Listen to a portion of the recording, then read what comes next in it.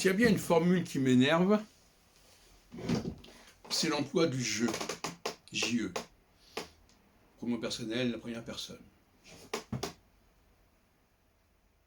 Je pense qu'il y a un abus de ce pronom personnel.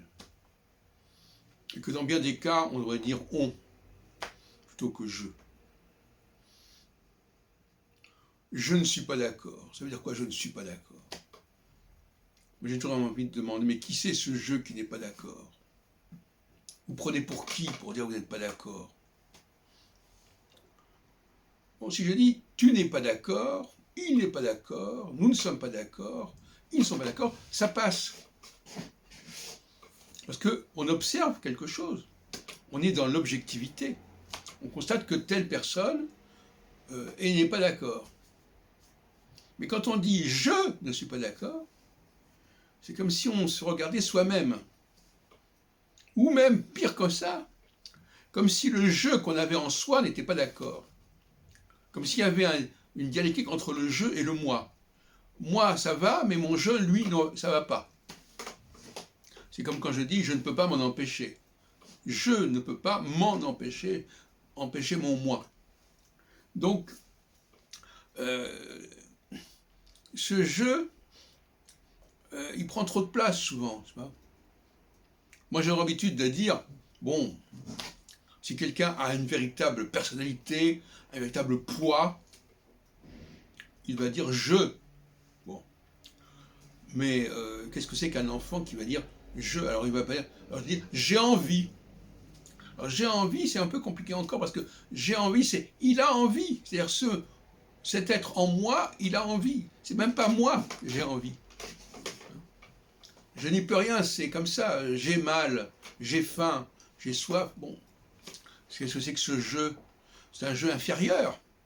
Donc il y aurait un jeu supérieur, un jeu inférieur. Et souvent les gens ne connaissent que leur jeu inférieur finalement. Voilà qui me paraît évident. Donc voyez-vous, la langue, déjà j'ai toujours pensé, la langue est un piège. Parce qu'elle est nivelante, la langue. Hein.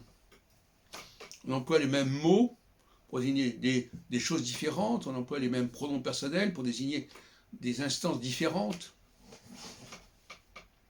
Et c'est un lieu de promiscuité, la langue, par excellence. Donc, d'ailleurs, ce qui est assez curieux, c'est que dans beaucoup de langues, il n'y a pas de pronom, on n'emploie pas le pronom personnel.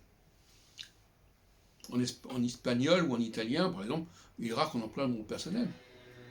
On ne dit pas le yo tout le temps. On dit no penso, no quiero. Alors évidemment, c'est sous-entendu, mais il n'y a pas le je qui est posé comme en français. Parce qu'en français, on ne peut pas ne pas employer le je. On ne peut pas dire ne pense pas. En latin, on peut dire cogito ergo sum. Bon. Donc on n'a pas le ego. L'ego n'est pas mis en avant. En français, pour une raison qui nous échappe d'ailleurs, le je est constamment là. Comme d'ailleurs tous les pronoms personnels, qui finalement dans d'autres langues ne sont pas utilisés autant qu'en français. Le français abuse des pronoms personnels. Tu, il, je, il, c'est pas encore.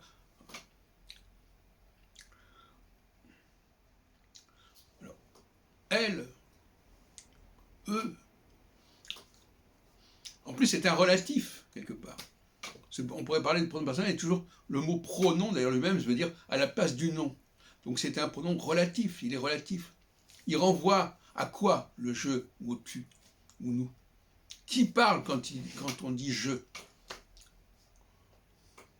Et je l'ai déjà dit plusieurs fois, beaucoup de gens me donnent l'impression qu'ils parlent de leur je comme une instance qui leur est étrangère.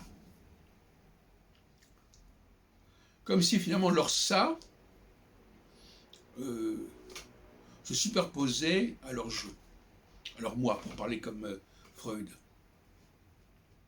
Leur ça et le surmoi surtout. Donc c'est ça. Donc finalement, le moi de la personne est écartelé entre le ça et le surmoi. Le ça, j'ai envie. Le surmoi, il faut que, on dit que, il se fait que, etc. Et finalement, ce jeu, il est à la fois un mélange de ça et de sur moi.